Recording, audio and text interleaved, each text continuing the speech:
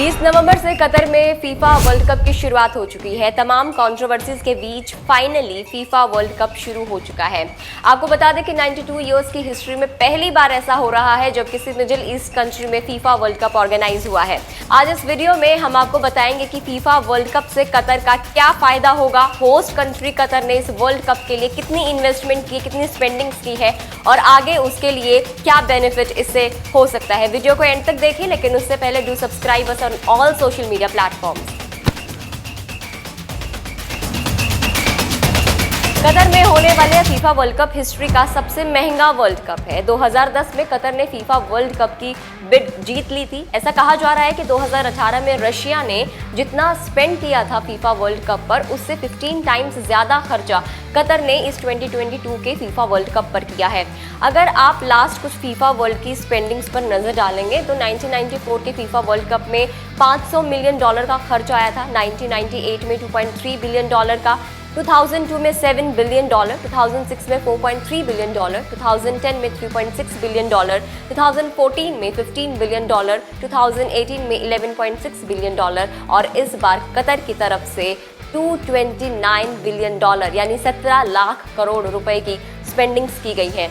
ऐसा क्या है जो इस बार इतना ज्यादा खर्च किया गया? देखिए, इन 12 सालों में कतर ने 8 स्टेडियम, जिनमें से 7 नए और 1 को रिफर्बिश कराया है। गेस्ट के रुकने के लिए होटल्स, रोड्स, एयरपोर्ट्स अपग्रेडेशन, नई रेलवे लाइंस बिछाने एक्सेट्रा इंफ्रास्ट्रक्चर पर खर्चा किया गया है।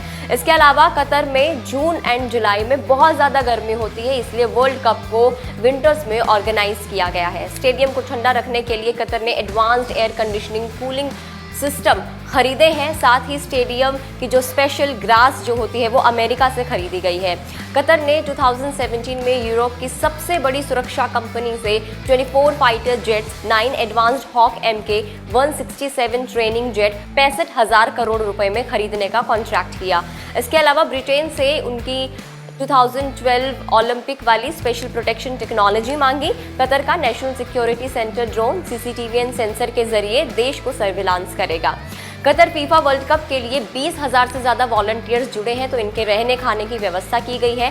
साथ ही जो प्लेयर्स हैं उनके लिए swimming pool, restaurant, spa, fitness centre, water adventure park, scuba diving and go kart की व्यवस्था की गई। तो इन सारी चीजों में ये पूरा खर्चा किया गया है। देखिए, यूजुअली ऐसा माना जाता है कि वर्ल्ड कप से होस्ट कंट्री को काफी कमाई होती है, लेकिन सच बात यह है कि होस्ट कंट्री से कहीं ज्यादा सुप्रीम बॉडी ऑफ फुटबॉल यानी फीफा को मुनाफा होता है। इस बार भी कतर को फाइनेंशियली ज्यादा बेनिफिट नहीं होगा, लेकिन फीफा को 5.31 ट्रिलियन रुपीस की कमाई हो सकती है। वहीं कतर को 1.27 लाख करोड़ रुपीस की कमाई होने का एस्टिमेट लगाया गया है। बट फाइनेंशियली ज्यादा बेनिफिट भले ही ना हो, लेकिन इन फ्यूचर होस्ट कंट्री को काफी बेनिफिट मिलता है, क्योंकि आगे इन्वेस्टमेंट के रास्ते ओपन हो जाते हैं। फीफा वर्ल्ड कप के दौरान टीमों को प्राइज मनी देती है, जबकि जो होस्ट कंट्री होती है वो टीम्स और उनके कोचिंग स्टाफ का ट्रैवल एक्सपेंस और उनके ठहरने का, अकोमोडेशन का खर्चा देता है। इसके अलावा फीफा वर्ल्ड कप के बाद उस देश में फुटबॉल की डेवलपमेंट के लिए अपने मुनाफे से कुछ फीसदी राशि भी देता है। आपको थोड़ा टूर्नामेंट की होस्टिंग का मैथ्स भी आपको समझा देते हैं। देखिए, ट्रिलियंस में पैसा खर्च करती है कोई भी जब होस्ट कंट्री होती है, वो बहुत बड़ी अमाउंट को स्पेंड करती है वर्ल्ड कप के लिए, बावजूद इस बात के कि उनको फाइनेंशियली बहुत ज़्यादा प्रॉफिट नहीं होगा। लेकिन इस तरह के इवेंट से उस कंट्री की जो फाइनेंशियल स्ट्रेंथ है वो वर्ल्ड के सामने आती है, जिससे इन्वेस्टर्स का भरोसा बढ़ जाता है। बेहतर इंफ्रास्ट्रक्चर कंट्री के भी फ्यूचर में काम आता है। प्लस यहाँ दूसरे देश बिजनेस के पर्सपेक्टिव से कंट्री को मजबूत मानते हैं। वहीं अगर होस्टिंग कंट्री एक अच्छी स्ट्रैटेजी से काम करे तो उनकी इकोनॉमी पर भी पॉजिटिव इम्पैक्ट आता है। फ्यूचर में बड़े टूर्नामेंट्स के लिए वो कंट्री दावेदार बन जाती है।